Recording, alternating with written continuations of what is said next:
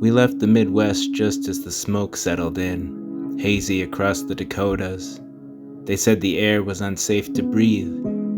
Is that important? Breathing? By the time we passed the Badlands and pushed into the sprawling hills of eastern Wyoming, then up into Montana, we emerged from the smoke into cool, clean air. Everything we owned in the big truck, pulling the pickup on a trailer behind. The sun was setting on the Upper Cheyenne Reservation by the time we hit the Wolf Mountains. There was a horse running unbridled with no human in sight through a ditch near Ashland. A native man by the roundabout on the edge of the road, hitchhiking or gazing up in stuporous reverie into the sky, I couldn't tell which.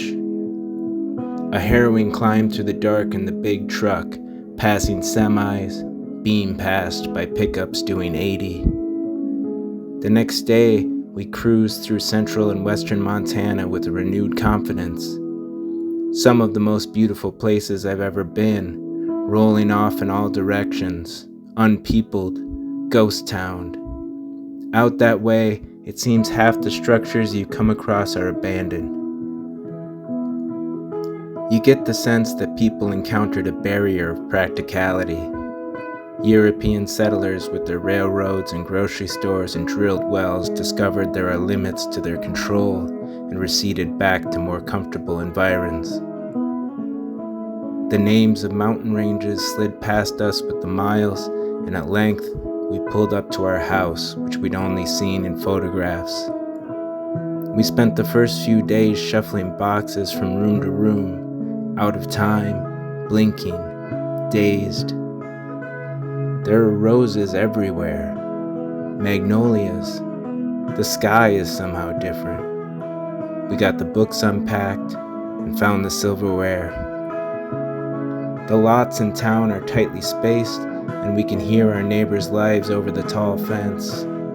The front yards have none of the Midwestern German conformity we're accustomed to. Some are perfectly manicured, while others are landscaped with boulders and pines, while some allow their grass to grow wild and brambled with no apparent complaint from the HOAs or city officials. Everyone we speak to is kind and helpful. We ride past a house with a rainbow flag. We ride past a vehicle with a Proud Boys bumper sticker. It's a working-class city, but the wealthier live cheek to jowl with the poorest here. The homeless are visible in most neighborhoods.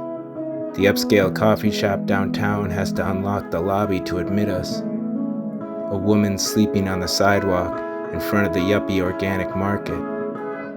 People living in their cars if they're lucky enough to have one.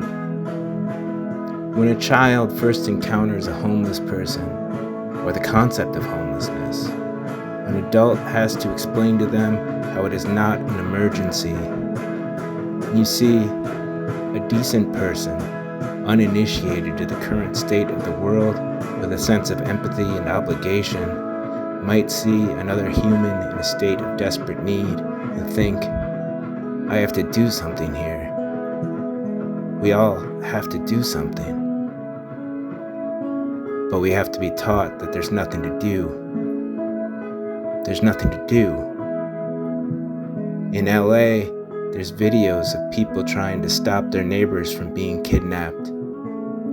They're calling up the National Guard to stop the people complaining about the kidnapping because that sort of behavior can't be tolerated.